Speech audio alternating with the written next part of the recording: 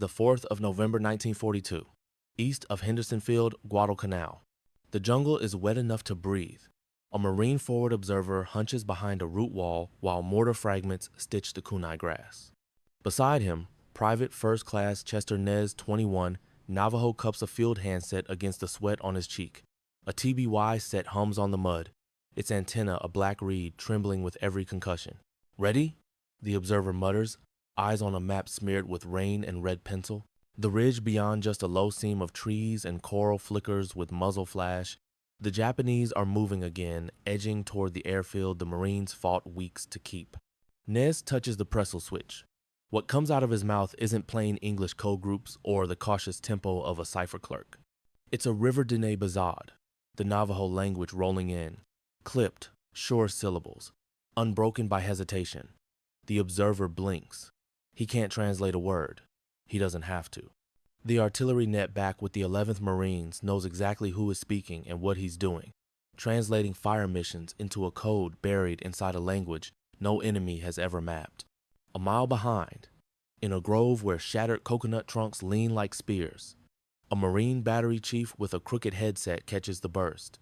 He doesn't hear random vowels. He hears grid, correction, battery 1, high explosive, spoken in a system the Corps has been drilling for months. A second code talker repeats the message for accuracy. Then the English confirmation rides back over the net. Splash in 5. Nez keeps listening, thumb resting on the switch, breathing the smell of wet earth and spilled cordite.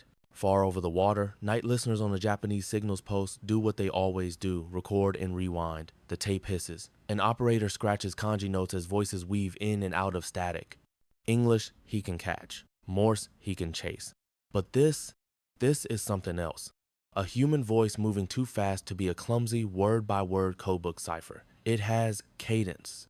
It has music. It is not Chinese, not Korean, not the island languages they've sampled from prisoners. The officer on duty marks the time, 1,410. Source, Guadalcanal area. Unknown tongue, unknown system. On the ridge, the first rounds come in low and accurate. The shells walk across the tree line like footsteps, sap exploding from trunks, leaves turning to paper in the heat. The observer calls repeat fire for effect, and Nez is already up on the net, his words clean and fast, no paper, no pencil, no hesitation under the screaming air. He and the other code talker in the battalion memorize hundreds of terms, phonetic alphabet, compass points, plane, and ship categories paired with Navajo words that made sense in their world. To say battleship, you might say whale. To say destroyer, shark. But you don't stop to explain metaphors in the rain while men shoot at you. You speak, and the guns obey. 2 hours earlier, a runner had come up with a message from the regimental CP, enemy columns probing toward the Lunga perimeter from Coley Point after a night crossing. On this island, columns can mean 20 men or 200. Bayonets fixed, faces painted black, rifles wrapped to keep the metal from catching the light. The Marines know the pattern now. Harass, fix, withdraw, test for weak seams. But Henderson Field is the hinge of the whole campaign. Lose the airstrip, and the transports can't land. Lose the transports, and the Marines starve. Every scrap of communication up here between scouts, rifle companies, mortar sections, artillery has to outrun fear. Nez thinks of home once, and only once: red earth, sheep, a winter sun, a thought as quick as a sparrow between palm fronds. He is here because a civilian named Philip Johnston came to the Marines with an idea in the winter and spring. Because officers with enough imagination and enough desperation listened, because 29 Navajo recruits built a code from memory and clay tablets and tested it until messages flew faster than a typewriter. He is here because the Corps trusted the invisible.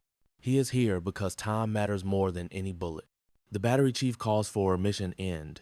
The ridge exhales smoke and feathered ash. The observer touches Nez on the shoulder 1 second of gratitude in a place that rarely gives any. They slide back through the ditch, trading places with a rifle squad moving forward in crouches. Farther down, a corpsman is bent over a young Marine with a bandage, packed into a groove where a fragment went in. You can't narrate it all. You catch the edges and keep moving. Dusk leans in early under a ceiling of rain.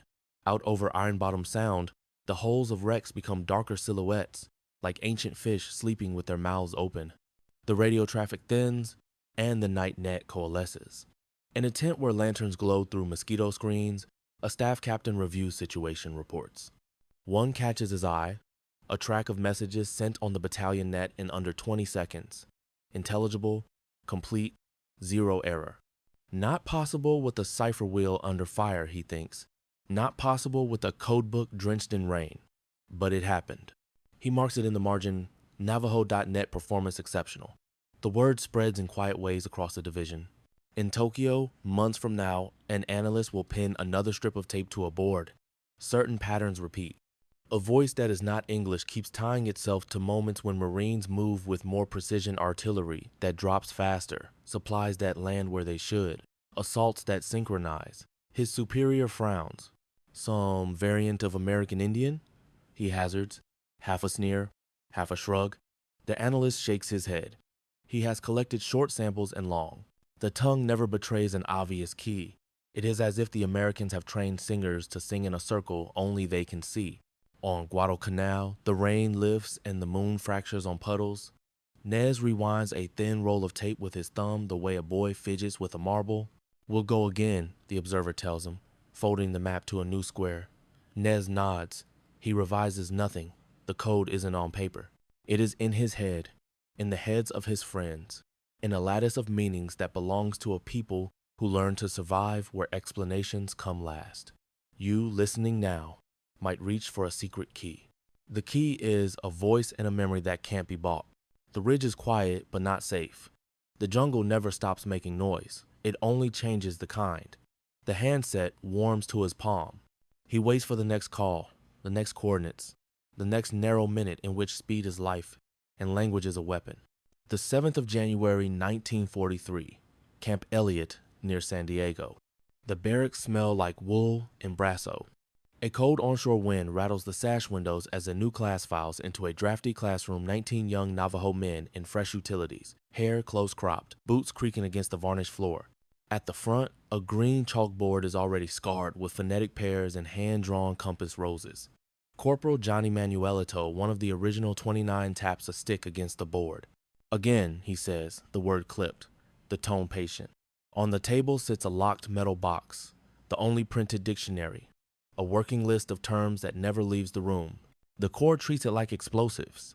Down the corridor, a major from Division Signals leans against the door jamb, arms folded, watching. He's seen code wheels, silk maps, and cipher books go to mud under fire. He wants numbers, not promises. Today he'll get them. The drill is brutal in its simplicity. A lieutenant strides in, slips a folded message sheet to a code clerk with an M209 cipher machine, then hands a second copy to Manuelito. Time, the lieutenant says, checking his watch. The clerk cranks the M209, metal teeth clicking, a ribbon spooling through the window with random letters. Manuelito doesn't touch paper. He looks to Private First Class Chester Nez at the far end of the table and nods once. Nez breathes, then speaks into a TBY set wired to another room where 2 Navajo receivers sit with headsets, pencils hovering over blank cards. The words whip down the line like rains. In the receiving room, Private Wilson and Private B. Gay echo the syllables back under their breath, not translating letter by letter, but catching whole thoughts in a net they've practiced until it lives in muscle memory. A minute later, Begay's pencil stops. He reads the decoded English to a sergeant with a stopwatch. Move Company K to Ridge 3-1. Link up with tanks at Trail Junction. Expedite ammunition resupply to Dog Battery. The sergeant looks at his watch. 51 seconds, he says, eyebrows up. Down the hall, the M209 clerk is still cranking. Sweat beads on his temple as line 2 stutters out the slot. They run it again. Complex grids. Fire corrections. Acronyms made to snarl a tongue. The Navajo team barely looks winded. They use 2 lattices at once. Word lists that map modern war to things they already know. Birds and fish for planes and ships, sacred directions for azimuths, and a flexible alphabet built from everyday words so letters can dance without patterns for an enemy to catch. The radio hiss in the walls becomes a pulse they keep time to. In the afternoon, they go outside. A field problem rolls up the slope toward a line of eucalyptus, the ocean of pale slate beyond. TBY sets riding canvas slings against sweat-darkened blouses. Wiremen, unreal copper-like fishermen throwing nets, lashing lines to fence posts, feed ramps, anything that will hold. A gunnery lieutenant squats in the grass and calls a spot report to Manuelito, index finger tapping a grid on a field map. Manuelito turns to a lanky private. "Give me it straight," he says in Navajo. Coordinates pour out as a clean sequence, not a letter salad. 40 seconds later, a corporal at a TBX rig by the eucalyptus repeats the mission back in English from a Navajo card as neatly printed as a schoolboy's. The gunnery lieutenant stares.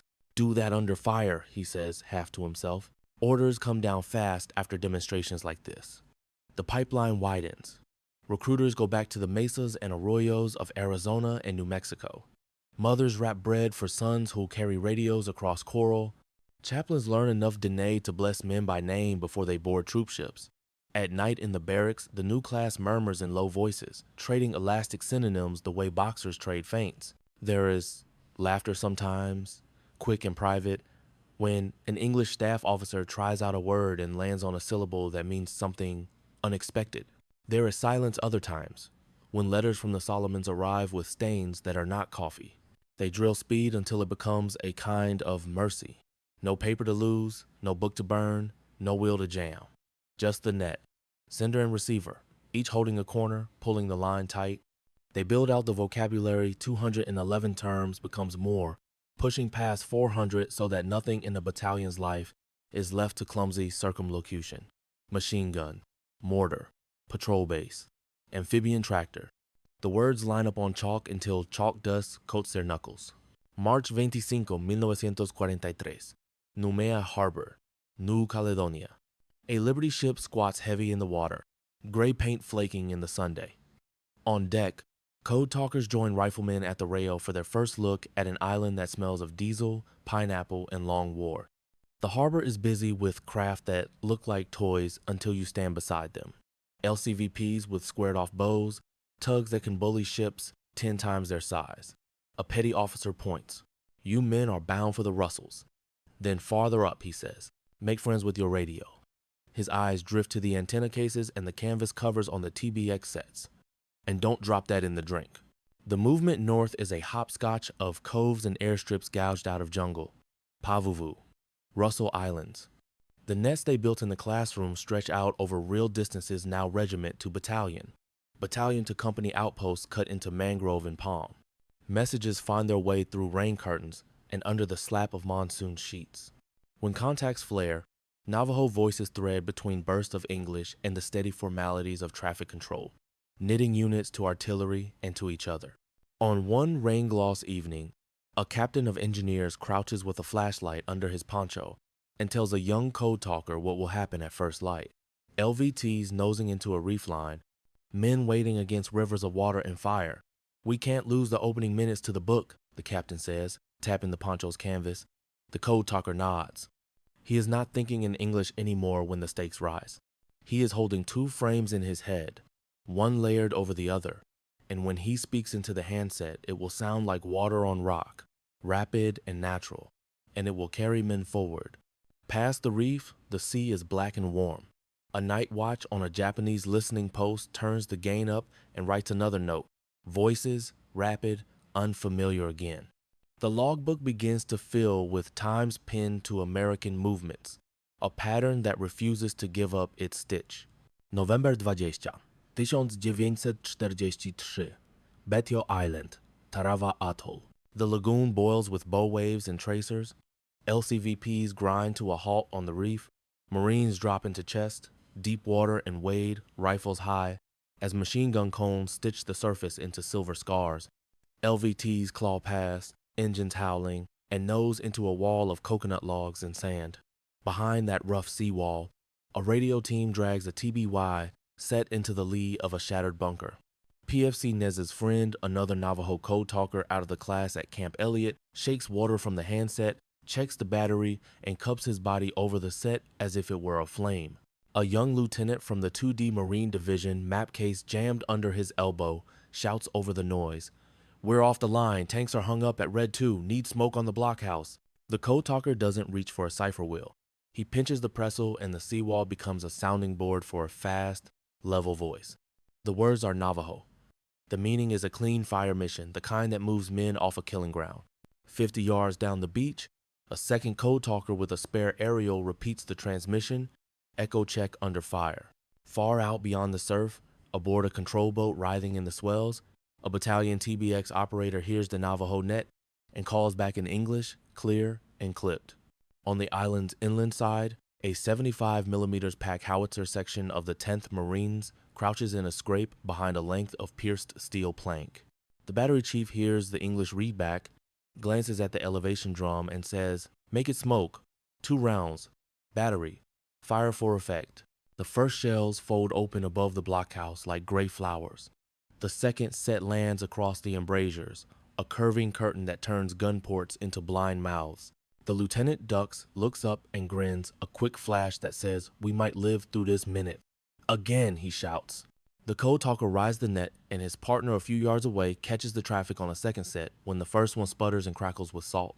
Between their voices, an assault section rolls a Bangalore through a gap in the wire, and a flame tank lurches in, turret snubbed forward like a bull. "On you!" someone yells, and the seawall explodes into splinters as a Japanese 70mm gun slams around short. The code talker doesn't break cadence. The net is a path. He keeps his feet on it. In the staff hole near the pier, a major from Division Signals listens on a headset, pencil hovering. He can't follow the Navajo syllables, but he can time results. The span between a request and still falling where it ought to is measured in seconds, not minutes. The span between a change of plan and companies pivoting right or left is the time it takes a single breath to carry across a wire. Earlier that morning, a veteran had muttered Shibasaki's boast, "A million men couldn't take Tarawa in 100 years, as if warding off an ill wind. Here, hour 1, the bet is against you." But speed starts to bend odds.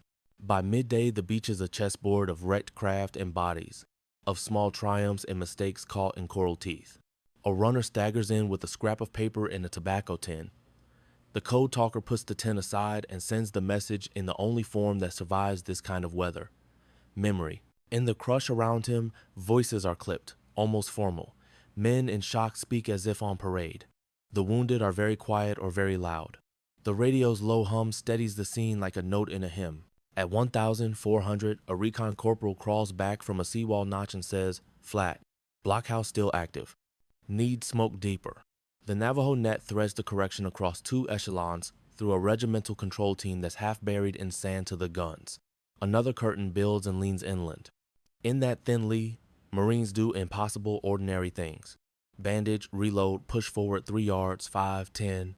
The code talkers trade positions without discussion, one covering while the other shifts down beach to keep distance from the next impact. They don't own the battle, they own minutes inside it. Night makes everything close. The lagoon glows with burning fuel. The wrecked pier is a skeleton lit bone by bone.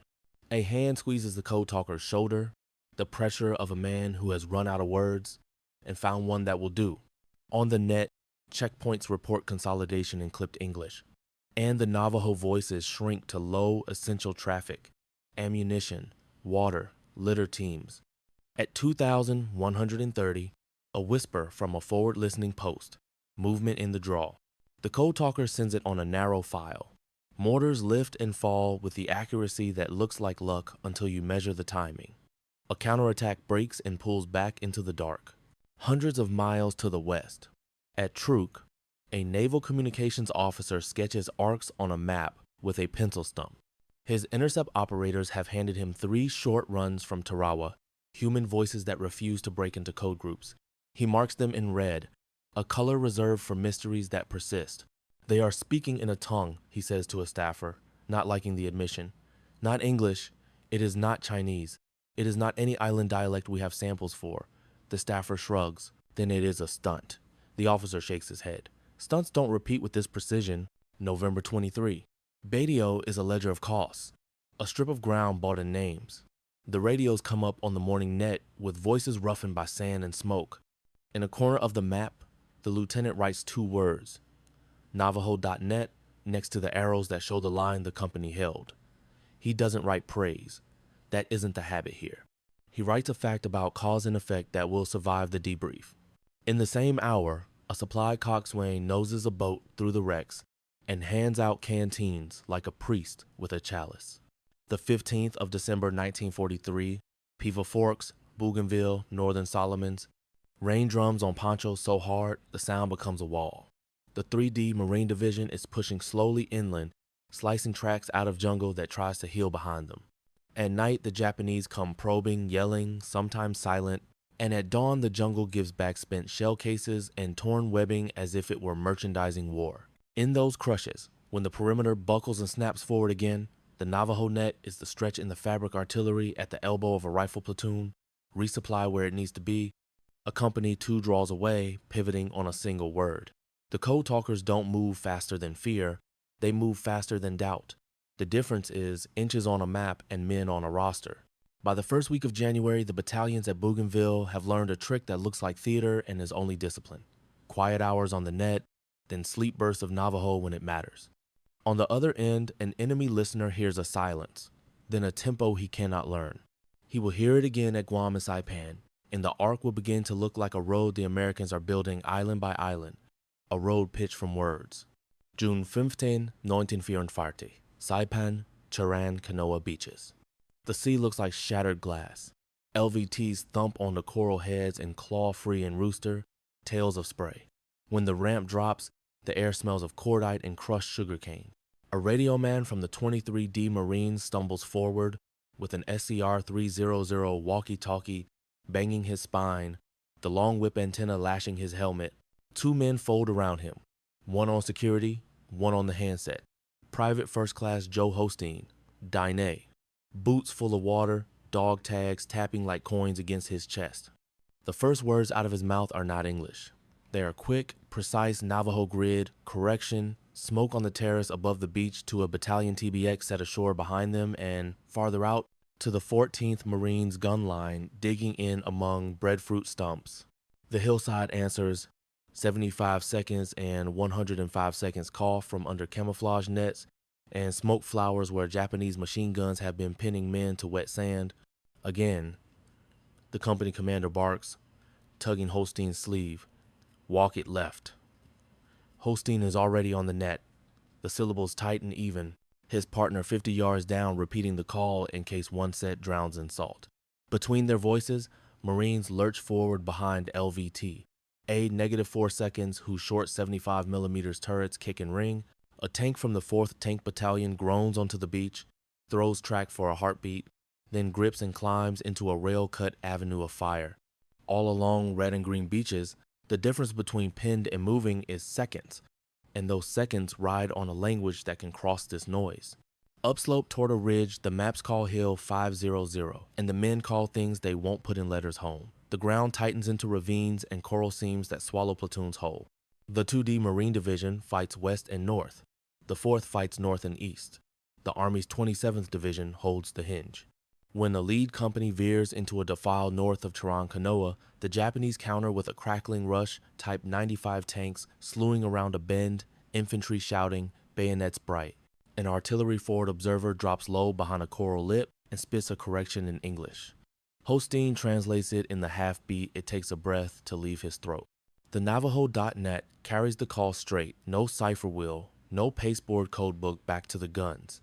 A moment later, air tears. He rips into the mouth of the defile, then another volley turns the bend into a shredding wind. Men who would be silhouettes in someone else's time become survivors in this one. Night on Saipan is loud. Flares crack. Tracers draw diagrams you don't want to understand. In front of Garapan, the town's blacked out rectangles sit like teeth. On a slope below Mount Tapochau, rain needles the dirt as a company commander lies with his chin in mud and says, "We're hung up at Purple Heart Ridge." He doesn't have to explain the name. Holstein works with the map in his head, letter equivalents memorized, vocabulary drilled until even the absurd corners of modern war have natural Navajo partners. "Send litters," he adds in the same breath, and the word runs back across 2 echelons with the same speed as fire. June 28-29. The island buckles under the weight of a last desperate banzai, the largest of the war in the Pacific. Drums and hoarse voices roll out of the dark before dawn, then the slope above Tanapag becomes all movement. Rifles on, cyclic, machine guns glowing, the line bending so far back it looks broken. A battalion S3 crouches with a handset and watches his perimeter map become useless. The Navajo.net doesn't need the map. It moves like a spine. Right company collapsing on left, left on reserves, mortars shifting by breath counts, 105 seconds drawing a ragged, saving curtain, 20 yards in front of faces pressed into dirt.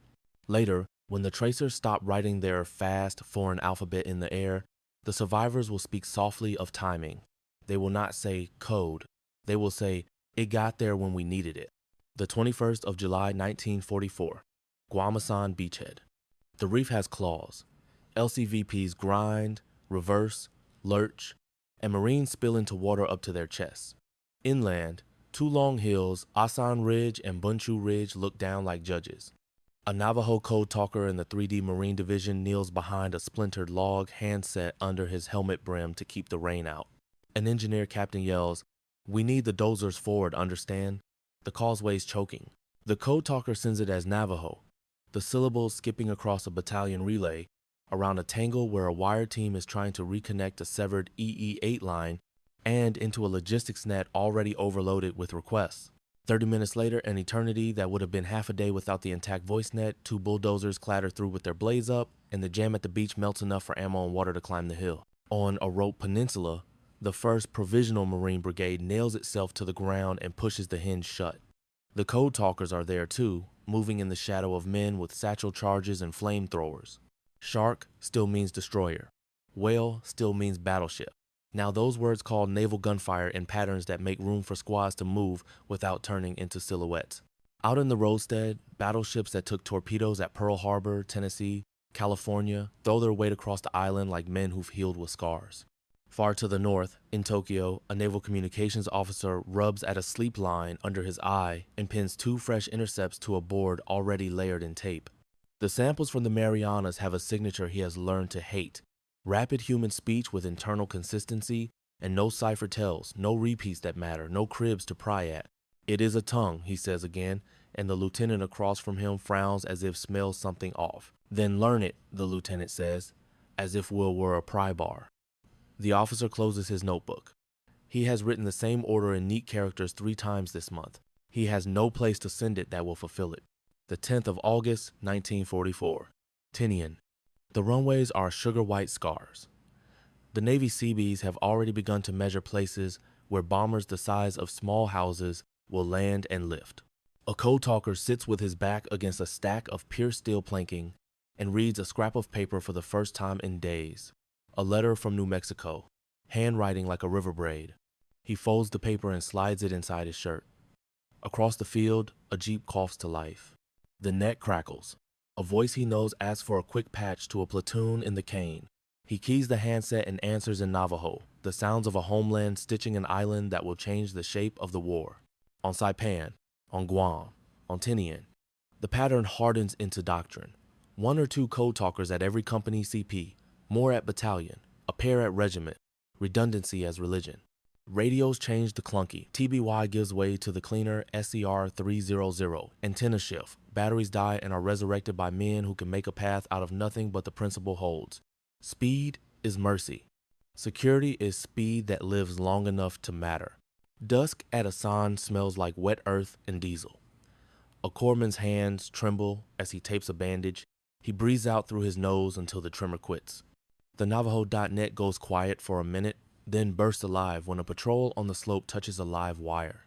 The voices slice clean lines through the noise, and in that clarity you can hear something you might not expect in war.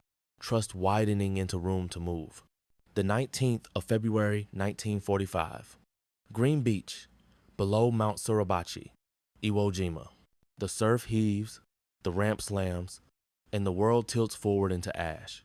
Black sand swallows ankles, then boots, then any idea that ground is solid. Mortars thud out of cave mouths on Suribachi's flanks. Machine guns rake the beach so flat it looks ironed.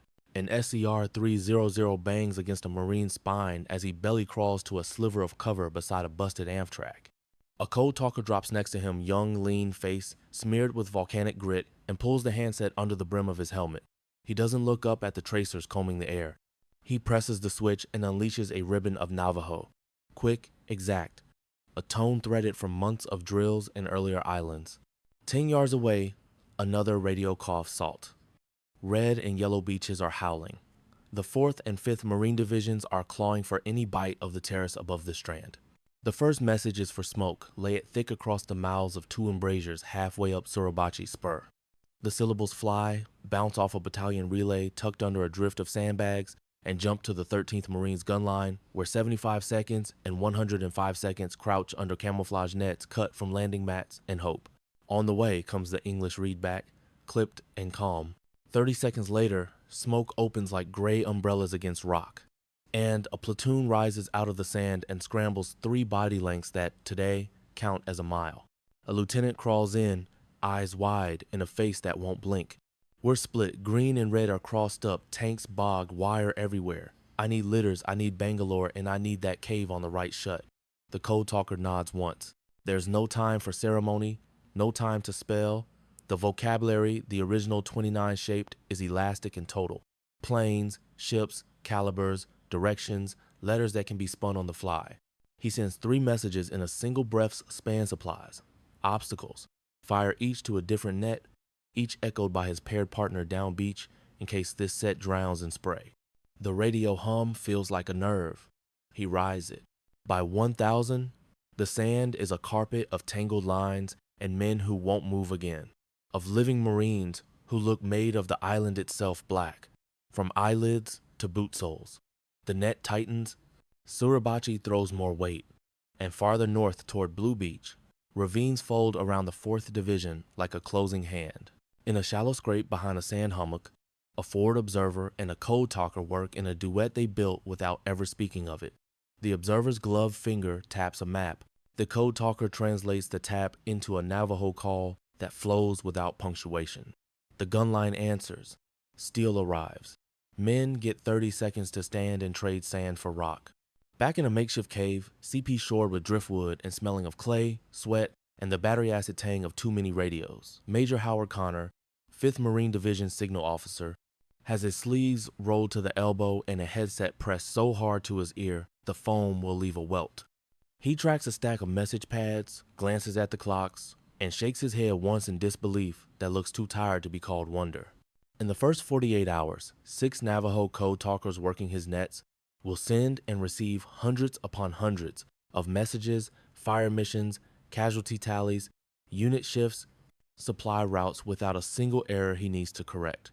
He will say later, quietly and without theater, that without them the Marines would not have taken this island. Today he just says, keep them on, and pushes another cup of bitter coffee across the table that trembles with each near hit. Midday. The tide slinks back, LVTs lurch and whine. A flamethrower team scuttles like crabs along a wall and empties a tank into a cave mouth that has been learning Marines by heart all morning. The code talkers keep the tempo high, no book to soak, no wheel to jam, no page to drop in the sand and dig for with numb fingers. A runner skids in with a paper can blister from heat, but the message inside is already old. The net fed the need 2 minutes ago. A corpsman kneels and tapes a bandage even while his eyes are on the radio, aerial, some superstition born this morning that as long as it stands, the line will hold. On the far side of the island, the 4th Division levers itself into terrain that looks like slag poured by a god. Ravines crack open, terraces turn to firing steps used by men you can't see. When a company stumbles into a crossfire and the captain's voice goes flat, the code talker beside him doesn't check his notes. He drops the correction in Navajo and then, without thinking about it, adds a single word that shifts a reserve platoon 2 gullies over. The word lands, and the platoon moves. The captain looks over, surprised by a save that didn't need a map. Night is a kind of lava. Hot wind comes out of holes in the ground. Counterattacks hit like blind animals, close enough that men lose their rifles in hands they can't see and fight with knives and short bursts they will always hear in their sleep. The net holds. Short, tight Navajo calls thread through the formalities of the division net. Ammo here, water here, litter here. Somewhere up the line, a wire team cusses in English and splices EE8 lines by feel. Somewhere farther offshore, battleships New York, Arkansas, Nevada lean on the island with a patience that sounds like thunder taped and spooled. February 23. Late morning, the wind lifts. A small patrol, 5th Marines, climb Suribachi's shoulder under a sky the color of old tin. Down on the beach, a code talker hears a scrap of traffic piggybacking on his net, men laughing the way men laugh when something impossible has finally been done. He doesn't look up. The flag atop the volcano is for someone else's camera today. His camera is a clock. He keeps talking, voice steady, working a fire mission that will carve a seam in stone wide enough for a squad to slide into and live. Across the water and the miles, in a gray room in Tokyo, a naval communications officer sets 3 fresh intercept strips beside the ones he's been carrying like splinters since the Marianas. The signatures match. Human speech with no cipher tells. Velocity that feels surgical. Content pinned to events his side can verify only by the way the guns answer. He rubs his eyes, then writes a note he's written before. Unknown language. Recurrent probable tactical net. Unexploitable. He underlines the last word as if the pencil were a knife. On the beach, the handset is slick in a young man's palm. He's hoarse now, but he won't stop. The island keeps asking questions in fragments. Where, when, how much, now? He answers in a tongue that carries his home inside it, a memory you can't dry out and measure with a slide rule.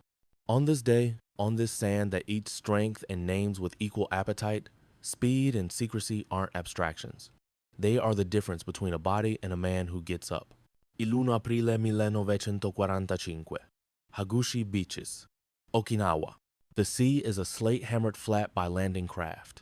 LVTs surge and scrape, their steel bellies gnawing the reef, ramps drop, and Marines spill into water that smells of salt and diesel and long-distance fear. The first few hundred yards are a surprise light resistance, wind in the cane, a terrain that feels like a lie. A radio man from the 6th Marine Division staggers ashore under an SCR 300 walkie-talkie, whip antenna slashing. A Navajo Code Talker kneels beside him, palms black with mud, and speaks into the handset in a quick, level stream. Navajo syllables riding the battalion net toward the 15th Marines guns, staging just inland. His call isn't for drama, it's for pace. Mark the beachhead, fix the lanes, vector LVTA. -4 seconds to a break in the seawall before the reef claws a tank into a monument. By afternoon, the truth shows its teeth. The Japanese haven't abandoned the beaches. They've built a fortress inland, the Shuri-lined concrete honeycombs and coral seams wired with interlocking fields of fire. The 1st Marine Division grinds southeast toward Dakashi and Wana draws. The 6th turns south against a string of hills that look like nothing on the map. The Code Talker stays with the company CP, not because it's safe, there is no safe here, but because speed lives where coordination lives. He doesn't carry a code book. He carries the thing itself. 2 lattices, memorized word lists that translate modern war into a Navajo logic, and a phonetic alphabet that can spin letters with no pattern to catch. April 3-5. The rain is a curtain you have to cut with your hands. EE-8 field phones go dead under mud. Wire teams crawl like moles to splice lines by touch. The voice nets hold. Ammo forward water here, shift left 2 to 0. The words come out in Navajo and double back in English from a relay TBX, the echo check that makes a commander trust what he can't read. At dusk, a company edges into a bowl that turns into a trap. A 47mm gun somewhere in the brush. Machine guns that speak without faces. The forward observer bites off a grid correction. The Code Talker turns it into a string that sounds like water over stone. 30 seconds later, HE rips the brush line open, and a half squad crawls 3 yards that feel like a rescue. Across the strait at Kadena, a kamikaze dives on a transport anchorage and turns sea to hammered silver. The net crackles with fragments of the floating rear. Cargo lost, men in the water, Corps, shore party asking for a gap in the traffic lanes. The Code Talker catches a logistics call that would have been someone else's problem on another island and folds it into the same steady tempo. Bulldozers to Causeway 3, stretchers to the southern exit, demolitions up to the cut in the berm. We can't wait on paper, a captain mutters, and he doesn't have to. The answer is already moving. Mid-April. The Shuri defenses harden into a grind you can hear in your jaw. A name becomes a wound. Sugarloaf Hill, May 12-18, a low rise in the 6th Division zone that eats battalions and gives back only inches. On a morning when the wind tastes like brass, a platoon claws onto the forward slope and disappears under machine gun fan fire from Sister Hill's crest and horseshoe linked to Sugarloaf like knuckles. The company CP is a scrape behind a bulldozed berm, 2 radios wedged into a shelf of clay. The Code Talker's partner props a rain cape over the set with one elbow, while the Code Talker himself rocks forward on his knees, one hand on a grease pencil that will never touch paper. Shift smoke, left danger close, walk he by 5/10s. The Navajo runs downhill and uphill in the same breath. A single line tying the 15th Marines 105 seconds to a squad counting heartbeats between bursts. A runner slithers in on his belly. "We're black on water," he says. Eyes surprised he can still say anything. The Code Talker folds the need into the stream without breaking cadence. Out on a scab of ground they'll call ammo dump curve, a jeep growls, a water trailer rattles, and two men who were sure they would die thirsty drink until they can see straight. The message wasn't magic. It was timing that dodged friction. In a battle where friction is a god, dodging it is an act of war. May 18, dusk. Sugarloaf's crown is a graveyard of inches and pronouns. We keeps changing, shrinking, regrowing. When the last push crests, it's held together by hands and swears and those quiet, exact calls that pivot mortars and tilt companies like doors on a hinge. After dark, the counterattack hits with a sound like ice breaking. The Navajo net doesn't climb, it tightens. Hold here, shift one line litters. On the guns, a battery chief mutters to himself as if reciting a psalm and burns through another pile of canister he didn't plan to spend. Dawn finds the hill in Marine hands. The slope below written in the tiny, stubborn geometry of foxholes that did not slide. Throughout the island, the pattern repeats. At Dakeshi, Wana Ridge, the Kakazoo Pocket, and the Naha approaches, language is a lever you can fit into a crack. One Code Talker rides shotgun on a tank infantry team pushing across a causeway under zeroed-in fire. Another sits with knees to his chest in a blown-out tomb, his voice, the one thread that keeps a patrol from dissolving when the tomb starts whispering metal again. Offshore, old battleships, Tennessee, California, Maryland, shoulder in and drop 14-inch punctuation marks wherever the nets say the sentence ends. June 18, rain again. Mud eats boots, then ankles. General Buckner is killed by a shell splinter near the front. A weight shifts in the air that has nothing to do with weather. The Code Talker hears the news as the faintest change in tone on the division net, one word replaced by another, a pause where there is never a pause and keeps going. The work does not honor rank. It honors speed and accuracy and men who can stand up again. June 22. The island exhales. The line goes from a shout to a breathing you can hear. In Tokyo, in a room that smells like ink and old cigarettes, a naval communications officer pins 3 last intercepts to a board already crowded with his failure. They look like all the others. Rapid human speech, self-consistent, unbroken, yoked to events his side could never get ahead of. He writes the same note one last time. Unknown language, tactical, unexploitable, and underlines it so hard the pencil snaps. On Okinawa, a Code Talker sits on a ration crate with his helmet upside down between his knees. Rain drips from the rim in a neat rhythm. He lifts the handset once more and says a single small thing into the net, a word that means finished, the way a door closing means finished. When he lets go of the switch, his palm is white, where the metal kept his skin from the wet. Tomorrow they will inventory, radios and coils, and exploded batteries. Tonight he will sleep without paper under his cheek. The language in his throat will not sleep. It never does. The 15th of August, 1945. Northern Guam, a tent city that smells of canvas, hot dust, and oil. The noon heat makes the air ripple. A Marine Code Talker sits cross-legged beside an SCR 299 truck, headset crooked, a tin cup cooling against his ankle. The division net is quiet in a way he has never heard. No clipped grids, no repeat, no voices leaning forward. Then a whisper the length of an eyelash. Stand by for broadcast. The handset crackles. Far across the sea, the Gyokuan Hoso, an emperor's voice in a language he does not know, spools out thin and metallic, followed by English. Japan accepts the terms. He doesn't shout. He presses the switch and says one small thing in Navajo that means simply, cease. The word runs the net like a bell. Down the line, men who've learned to believe only what arrives as steel lift their heads. A gunnery sergeant wipes volcanic grit from a scope he won't need today. A wire team eases a line off a shattered post and coils it with the care you give a sleeping snake. On the far net, ships answer with long, low horns. On the beach, a forklift backfires and keeps working. because even endings need cargo moved. The code talker unhooks his headset and sets it gently on the truck fender. For the first time in months, he hears his own breath louder than the radio. The 2nd of September 1945, Tokyo Bay. On the USS Missouri's deck, flags hang on masts that look close enough to touch each other. A Marine detachment stands in khaki, boots polished into small, stubborn suns. Out of sight of the cameras, radio sets sit with generator cables snaked like black vines. A staff major leans into a handset and murmurs coordination in a voice that no longer expects interruption. At the same hour, in a dim, air-heavy office in Tokyo, a naval communications officer untacks one of his taped intercepts. Navajo syllables caught off Guam in June and smooths it flat on the desk with the heel of his hand. He hears anchors rattle across the bay windows. He thinks of all the nights he sent memos whose last line read unexploitable. He takes a fountain pen from his pocket, hesitates, then writes a final note in small, neat characters. The enemy's net spoke like water. We could not learn its channel. He caps the pen, he stands, straightens the paper one last time, and leaves it on the desk for the dust. The 14th of October, 1945, Tsingtao, North China. The 6th Marine Division disembarks into a wind that smells like coal and tide pools. The war is over, but the work is not.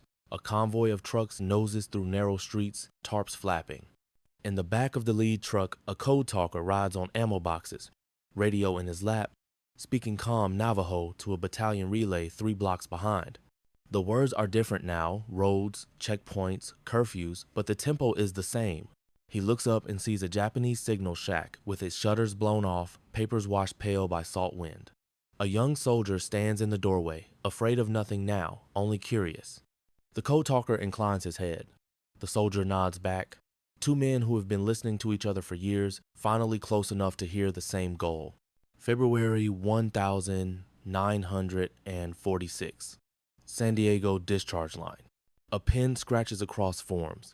A clerk with a stamp that has learned every sound a stamp can make says, "Sign here."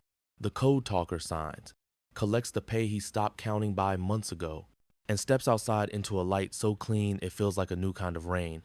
Before he reaches the gate, a captain from Division Signals stops him with a palm on his arm and a thin envelope in his other hand. Inside, a form letter and a paragraph in tight type. It says what can't be said and how long it must not be said. He reads it, nods without surprise, and folds it back into the envelope. "Keep it," the captain says. Even the memory is classified. Spring 1946. Black Mesa Country, northern Arizona. Wind walks the sage flats. The sky is a bowl turned bright side up.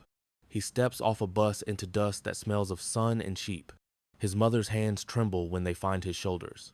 He looks thinner and older, but his laugh comes back on the second day with the first cup of coffee. In the evenings, he sits with his father and talks around the thing he can't name. "We spoke fast," he says, and he'll say it that way for 22 years. He fixes fence wire. He studies on the GI Bill, turns wrenches at a shop that smells of oil and iron. At night, he wakes to the clear, cold sound of a handset click that exists only in his head and fades only when he can hear the sheep breathe. A recruiter for the reserve visits once, and he listens, then shakes his head no. "My radio is home," he says, and lets the recruiter believe it's a joke. On Saturdays, he plays softball with cousins who can run like wind and laugh like they never heard the word incoming. At a trading post, a stranger asks, "Heard you were a radio man." He smiles. "Sometimes," he says. The stranger nods like that answer is a proper one in a place that does not ask too much too directly. Winter 1951. A kitchen radio hisses in the corner, voices from Korea coming thin and far. He changes the station to a weather report and ties a rope halter for a colt that will not understand winter. There are moments he wants to open the drawer and look at the envelope with the typed paragraph. He doesn't. He knows what it says without looking. He knows it in the bones around his ears. August 1968. Gallup, New Mexico. He is at the counter of a hardware store, eyeing a box of nails, when a cousin taps his shoulder with a rolled newspaper. "You can talk now," the cousin says, eyes bright, as if someone's pulled a thorn from a shared paw. The headline is small but sharp. Marine Corps declassifies Navajo Code Talker program. He reads the story once. Fast words like Pacific, unbroken, Iwo Jima, Then again, slow, letting each sentence set. The envelope in the drawer at home has been a stone in water. Today, the water moves around it. That evening, he takes the envelope to the kitchen table and opens it for the last time. The paper smells like dust and a life put on pause. He sets it beside the newspaper. On the counter behind him, a kettle begins to mutter. He hears a jeep, a battery chief, Major Connor's flat voice from a cave on Iwo, a corporal calling grids with a mouthful of ash. When the kettle whistles, he pulls it off the flame and laughs out loud because the sound lands exactly where a handset click used to live. 2 weeks later, he stands at a VFW post with a handful of men he knew only as voices. They are older and exactly themselves. Someone brings an old TBX handled like a relic. They pass it down the line like a canteen. A young reporter asks a question that begins with, "How did it feel?" and then stops, not sure how to point a camera at a verb. The code talker answers in English first, then once lets a short ribbon of Navajo unspool into the air. The room goes still. Even men who can't translate know exactly what kind of road that sound once built across islands. When he finishes, an old gunny says, "We didn't thank you right," and the room hums with men who suddenly understand a tempo they lived inside. Outside, the night steps up close and kind. The code talker looks at the sky and thinks it has always been the same size and isn't. He has more to say now, and men who will listen. The secret did its work by staying secret. The story will do its work by being told. The 14th of August, 1982. Window Rock, Arizona. Wind moves through the stone arch like breath through a flute. A small brass band warms up in flat, brave notes. Folding chairs tick open in rows that look like furrows ready to take seed. The code talker stands in the shade beside a grandson with a crew cut and a shirt starched for the occasion. The master of ceremonies raises a paper, and a voice on a tinny PA reads, "President Ronald Reagan's proclamation this day set aside as National Navajo Code Talkers Day." The crowd doesn't cheer so much as release a sound that has been caught behind the teeth for decades. Flags rustle. A woman with a silver concho belt wipes her eyes. The code talker closes his for a heartbeat and hears a different wind, the one that ran in the wires over Bedio and Saipan and Iwo Jima. When the speeches end, he takes the boy's hand and says, in Navajo, a single line about language being a road. The boy repeats it carefully, the way you test ice. Autumn 1985. Tokyo, a university seminar room that smells of chalk and tea. An old man with narrow shoulders and a notebook on his knee addresses 10 students who weren't alive when he stood watch over a bank of receivers. He writes 3 characters on the board, unknown, net, unbreakable, and tells them about nights when American voices came like water, precise and fast, and how his reports ended with the same line every time. He has kept one strip of tape in his desk for 40 years. He lays it on the table like a pressed flower, and the students lean in. It sounded, he says in careful Japanese, like memory at speed. No one laughs. A young woman raises her hand and asks what language it was. He shakes his head once, a gesture that says both I did not know and we could not know. The 26th of July, 2001. United States Capitol Rotunda. Under the frescoed dome, the air is cool and formal. Cameras click in insect bursts. The 29 original code talkers, gray-suited and bright-eyed, sit in a crescent of chairs. Some wear beaded bolo ties. Some wear red caps that say Marines in yellow thread. A podium waits, the eagle and shield catching light. When President George W. Bush steps to the microphone, the room stills in the way rooms do when an old ledger is finally being balanced. He speaks of Guadalcanal, Tarawa, Saipan, Iwo Jima, of messages that travel faster than fear and slower than breath, just long enough to be perfect. Then the metals come heavy and gold into hands that have known lighter, dirtier tools. The citation words, unbreakable, indispensable, sound big in a chamber built for big words. The code talker takes his metal and feels the weight of brass and other weights lifting. After the photographs, he shakes the president's hand and murmurs a thank you in English. Then, because the hand is there and the ear is near, he adds 4 syllables in Navajo that a wartime battery chief would have heard as, on target. The president smiles without knowing exactly why and says, yes, seer. Late afternoon that same day, Arlington, across the river, at the Marine Corps War Memorial, tourists point up at bronze hands that lift a bronze flag into a bronze wind. The code talker stands a little apart, one palm on the low wall, the city a bright map beyond. Two Marines in dress blues hover politely, curious without being rude. "Sir, were you—" The younger one starts. The code talker nods.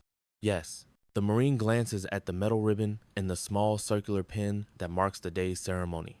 He says, "I heard Major Connor's quote once about Iwo. I didn't know if it was—" He tails off. The code talker lets him live in that unfinished sentence. Legends pile up quick. Truth moves slower. "We spoke fast," he says again, the phrase that fits both legend and truth. That helped. The Marine grins, chastened and taller for it. Fall 2001. A school gym on the nation, varnished floor shining like new rain. Bleachers creak under third graders with knees that swing and backs that can't sit straight for more than 2 minutes. The code talker sets a TBX handset on a table as if he's placing a shell at the base of a memorial. He explains that there were 2 lattices, words for the machines of war drawn from animals and the earth, and an alphabet that could spin without a pattern, built by 29 minds at Camp Elliott in 1942 and grown by hundreds in the years after. He does not say cryptography. He says remembered. Then he speaks a short burst of Navajo, the way he once did into the sea wind. A clean stitched line that means bring the water forward, quickly, carefully. The gym goes silent. A PE ball stops rolling on its own. When he finishes, a boy in the back whispers again, and the teacher doesn't shush him. December 2001. Museum back room, pala haloga, catalog cards in neat drawers. A curator wearing cotton gloves opens a gray archival box and lifts out a small battered microphone and a notebook with edges scuffed to velvet. She will write a card that says this object was used by a USMC Navajo Code Talker, Pacific Theater, 1943-45. She will also write a line for the docents. Don't call it a cipher in the old sense. Call it a living code carried in a language that refuses to lay flat on the page. Visitors will stand in front of the glass and say, "I didn't know," the way people say, "I should have known." And the sound will be the same size. That winter, back home, snow sifts into the sheep pens, quiet as unkeyed static. The code talker sits at his table after supper, the metal case open, the ribbon lying like a small road under the lamp.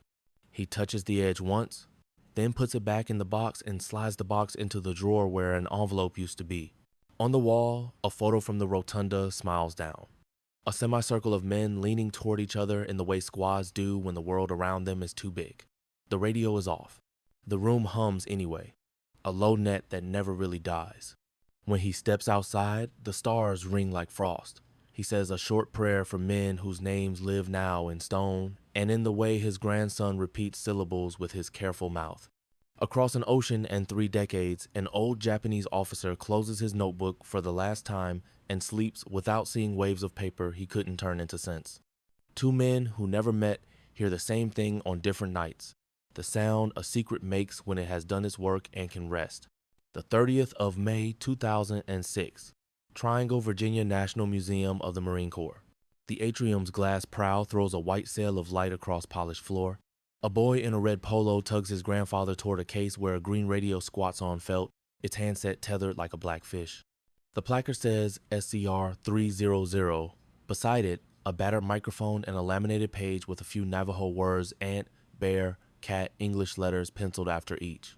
The code talker leans close until his breath fogs the acrylic. The headset inside is the wrong model for the island he is hearing in his head, but the weight looks right. He bows an old habit toward the set and catches himself, smiling. The boy presses a button and a recorded voice fills the alcove. A smooth museum narrator explaining 2 lattices, the original 29, no recorded breaks. The code talker closes his eyes and lets the voice fade under another. Wind and cane, the low hum of a TBX coil, a battery chief saying on the way from a tent that smelled of wet canvas and coffee boiled to wire. "Which one was yours?" the boy asks. The old man taps the glass with one dry knuckle. "All of them," he says, not boasting, only counting. The 21st of November 2008, Washington, D.C., a hall of flags and bright brass. Chairs line up in measured rows. Medals wink on a velvet tray. The Code Talkers Recognition Act gathers representatives from dozens of tribes. Choctaw, Comanche, Hopi, Meskwaki men and families whose words once braided air into shields. A Comanche veteran in a worn suit shakes the Navajo's hand and jokes that they both learned to outrun paper. When the citations read, they sound like a chorus stitched from separate languages that survive the same storm. The Navajo Code Talker takes his place for a photograph he never expected to need. Camera shutters chatter like rain on a steel roof. Later, in a break between speeches, he and the Comanche stand at a window and trade a few syllables in English about radios and luck, then let a longer silence do the real work. The 16th of October 2010. Camp Pendleton, California, a comm school classroom that smells like solvent and dust. Young Marines crowd a horseshoe of desks, sleeves rolled, faces split between skepticism and awe. On the table, a PRC 119, a tangle of whip antennas, laminated brevity cards, and like a fossil set among new bones, a TBX handset with tape around the strain relief. The instructor nods toward the guest chair. The code talker stands, palms flat on the desk, to steady knees that hate him only when he starts and stops. "What matters?" a lance corporal asks, trying not to sound like he's quizzing a grandfather. "That it gets there," the old man says. "That is right when it gets there." He glances at the PRC 119, then points at his temple. "No book faster than this." A staff sergeant grins despite himself. On the whiteboard, someone writes 2 words, speed, trust, and draws a line between them so hard the marker squeaks. The 4th of June, 2014. Evening news on a kitchen radio, tinny, familiar, the world arriving small. Chester Nez, last of the original 29 Navajo Code Talkers, has died at 93. The old man stops drying a plate. He sees a classroom at Camp Elliott, chalk dust on knuckles, Corporal Manuelito tapping a stick against a board. He sees a patch of black sand that never leaves boots. He sits. The radio voice moves on, calm as a clerk, to weather and traffic. He rewinds the words himself and lets them play at the right speed, the speed of a hand squeezing a shoulder. Last of the 29. He pours coffee and takes it outside where stars have room to stand. "Walk well," he says in Navajo to the dark, and it is both a salute and a relay. September 2016. Window Rock, a language immersion classroom. Bright posters, dry erase markers, uncapped like little spears. Children chant letters that are also animals and tools and foods. Wolachi, Bilasana, Tenil. For whale, a boy pantomimes a tail with both arms, and the room explodes in laughter that doesn't erase respect. The code talker sits in the back, invited but unnoticed until he stands. He doesn't correct pronunciations. He tells a short story without names. A day when whale calls steel from a ship that had once been on fire at Pearl and now threw its voice across an island. The teacher writes the word on the board in Navajo and English, then draws a little waveform beside it, like a road crossing water. August 14, most years. Window rock, ship rock, gallop flags, drums, Sunday. He wears a red cap because the sun insists. Younger Marines drive out from bases you can reach in a day and stand straighter when they hear the roll call names from islands they only know as history and muscle memory at the rifle range. The speeches are better now, truer. The metaphors aren't all thunder and granite. Someone always says unbroken, and someone else faster than the book. He shakes hands, knuckles against knuckles, and listens to boys tell him their grandmother's new songs he should hear. He tells them to sing those songs loud and to carry a handset whenever the fight is real, even if the handset is a phone now and the fight is a storm or a wildfire. July 2021. Tokyo, a quiet apartment, blinds half closed against heat that climbs like a tide. A retired scholar opens a flat archival box and lifts a thin reel of tape he rescued from a cabinet when his mentor died. He threads it onto a deck that still smells faintly of warm dust. A whisper of static, a breath, then a run of human syllables Navajo, though he knows the name only now moving like water over rock. He writes in a notebook, "We heard this and could not learn it. We were not meant to." He turns the volume down and sits with a dignity that looks like grief and isn't. Across the ocean, the code talker waters beans in a garden and hums out of tune. Autumn 2023. A living room on the nation's sunlight in rectangles on a rug, a phone held carefully like a bird. The grandson taps record. "Say it the way you would have," he asks, "if someone needed water and ammo and courage right now." The code talker thinks of words that don't belong in a living room and chooses the ones that do. Clear, quick, spare. He speaks a short burst that tastes like salt and ash anyway. The phone captures it. The boy grins. "I want them to hear it," he says. "Who?" The old man asks, half teasing. Everybody, the boy says, not teasing at all. They listen to the playback. It sounds like a net thrown expertly, landing where it should. Winter twilight. The radio on the counter is off. The room hums anyway, a low, old frequency you can feel more than hear. The metal case sleeps in a drawer. The drawer stays easy to open. When he turns out the light, the house keeps a kind of watch learned long ago. Ears open, words ready, the right ones already halfway to where they're needed. The 14th of August 2025. Window Rock, Arizona, Navajo Code Talkers Day. Morning light pours through the arch like water down a canyon wall. Flags shoulder in the breeze. Drums find a heartbeat that isn't ceremony so much as cadence. On a folding table near the stage sits a row of old and new radios. A TBX handset with tape still around the strain relief. An olive drab SCR 300 that looks like a rucksack made of angles. A PRC 119 Singars with scuffed corners. And a modern PRC 152 black, compact antenna like a whip. A Marine gunnery sergeant in Alpha stands with a small group of high school JROTC cadets. Beside him, a man in a red cap, the code talker you've been walking with, rests a palm over the TBX handle as if it were a shoulder. A master of ceremonies reads names, units, islands. The words come like stones placed carefully in a line. 1st Marine Division, 5th Marine Division, Guadalcanal, Tarawa, Saipan, Tinian, Iwo Jima, Okinawa. When the roll call ends, the gunny nods to the table. Sir, he says to the old man, would you show them how a message lives? The code talker smiles and pulls a laminated card from his pocket, no secrets on it, only the public face of something that once hid in speed. A few animals paired with ships and planes, a sample alphabet. He doesn't look at the card when he speaks. He never has to. Think of a patrol, he says, voice dry as clean paper. Water gone, ammo thin, enemy watching. He touches the PRC 152 with one finger, and then out of respect more than nostalgia, lifts the TBX handle with his other hand. Same need, he says, different box. The cadets lean forward, one boy's thumb worrying the edge of a notepad where he's drawn a little volcano and a tiny flag without meaning to. We learned 2 things, the old man says. Fast, right? His grandson steps closer, phone half raised but patient. From the crowd, a white-haired man in a blue blazer pauses, head tilted. If you were to ask, he would tell you he served in signals on ships where encryption meant machines and minutes, KL, 7 seconds, and discipline. But that, on the worst nights, the thing that truly moved the fight was a voice that didn't hesitate. Today he just listens as the code talker settles the handset against his ear and takes a breath the way a runner does just before the first step. Ready? The gunny asks. Ready, the code talker says. He keys the PRC 152 to a training channel that's been cleared for the ceremony. The handset click is the smallest sound in a big place. Then a ribbon of Navajo unspools, clear, clipped, spare an instruction for water and litters to a marked point, a correction to walk smoke 510s left, a word that means gather here.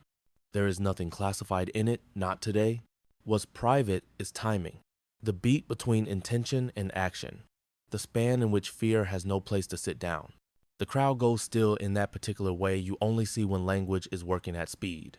The gunny, who has taught call for fire in windowless rooms with laminated cards and acronyms, looks like a man remembering how to breathe in the open. A cadet whispers, "It sounds like a river," and then clamps his mouth shut because he isn't sure if he has said too much or not enough. Across the rope line, a small display tent holds artifacts that smell faintly of oil and old canvas. Field phones with hand cranks, a spool of WD-1 wire, a list of the original 29 names printed in black on white, a copy of Major Howard Connor's Iwo Jima statement in a frame. A placard explains that about 400 Navajo Marines served as code talkers across the Pacific. Another notes that the original vocabulary of roughly 200 terms grew beyond 400 by war's end, all memorized, all alive. A museum docent with a badge that says Navajo Nation Museum tells a cluster of visitors, it was never a book on a shelf, it was people. At the edge of the tent, a Japanese tourist in a sun hat lowers her camera and reads the English caption twice. Her grandfather's diary, she keeps it in a zippered sleeve, holds a line about American voices like water, caught on tape near the Marianas in 1944. She looks at the framed strip of paper and the handset and nods once, a small bow to men she never met. She writes a note to herself to ask her father, when she gets home, whether he remembers the diary line too. By noon, the heat climbs, the kind that makes sound look wavy. The speeches resolve into thanks that don't feel mass-produced. A tribal leader speaks in Navajo first, then in English, about land and words and the stubborn, useful act of carrying both up a hill. A Marine band plays a march that has seen too many parades and still holds together like webbing. The code talker sits in the shade with the red cap on his knee. I thought it would be all statue after, he says to the gunny, almost laughing. Turns out it's more handset. On a folding chair behind him, his grandson cues up a short video on a phone, a clip of the old man speaking into a handset in this same spot 3 years ago, the day the boy said everybody and meant it. The clip is already folded into school lessons on The Nation, into Marine.com blocks where instructors write speed and trust across whiteboards and draw a line between them until the marker squeaks. In a hangar at Camp Pendleton, a staff sergeant keeps a battered TBX handle in a glass case at the back of the room and points to it before he sends students out with PRC 117 seconds. No book faster than this, he says, tapping his temple, borrowing words he didn't invent and can never improve. Late afternoon leans toward shade. The crowd thins to families and the kind of strangers who become less strange when you stand next to a radio together. A boy with a crew cut asks if he can hold the TBX handle. The code talker nods and places it carefully in small hands. Feels heavy, the boy says. It is, the old man answers, not unkind. He sets the handle back on the table and rests his hand there a moment longer than he needs to, then lifts it away. When the sun drops, drums roll a final cadence that is also a dismissal. Folding chairs clap shut in polite applause. The code talker stands, presses the side of his thumb against the PRC 152 until the screen winks dark and says a single word into the cooled air that means finished, the way a net taken up means finished. If you were close enough, you could hear in it echoes of beaches and ravines and a cave that smelled of battery acid and coffee. If you were not, you would still see its effect. Men and women turning toward trucks and paths and kitchens with a steadiness that looks like training and is, and also looks like gratitude and is. On the drive home, the radio is off. The truck hums anyway, a low, familiar frequency. In the glove box, the laminated card rides beside a spare fuse and a folded map that hardly anyone needs until they do. The grandson watches Sage slide past and finally asks, "Grandpa, what did it feel like?" The old man smiles. "Fast," he says. "Right." He leaves it there. The rest, like the best messages, is understood without more words.